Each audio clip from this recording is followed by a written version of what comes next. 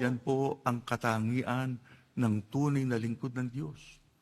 Hindi tumitigil sa pagsunod, hindi tumitigil sa pagsamba, hindi nawawala ng pagtitiwala sa Panginoong Diyos.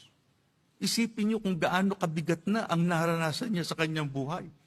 Kung gaano kasalbahihan yung ginawa sa kanya ng kanyang mga kaaway. Pero ano ang kanyang ipinanlaban? Pagtitiwala sa magagawa ng ating Panginoong Diyos. Yung kinakailangan sa atin, ano man ang ating masagupa, nananatili tayo. Natututo tayong magtiis. Sapagkat yan ang hindi pababayaan ng ating Panginoong Diyos.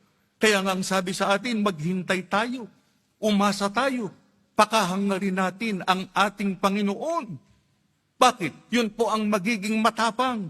Yun ang magkakaroon ng lakas ng loob.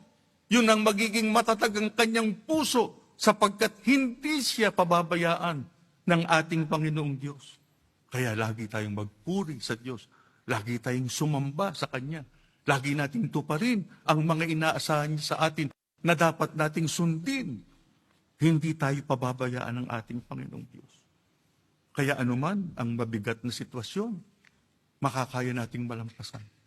Yun ang ating sampalatayanan. Kaya huwag kayong papayag na ang Diyos ay hindi nyo kasama sa inyong buhay.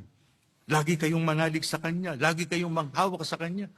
Huwag kayong papayag na siya ay malayo sa atin. Kaya huwag tayong gagawa ng kasalanan. Huwag tayong gagawa ng mga bagay na ayaw ng ating Panginoong Diyos na gawin natin.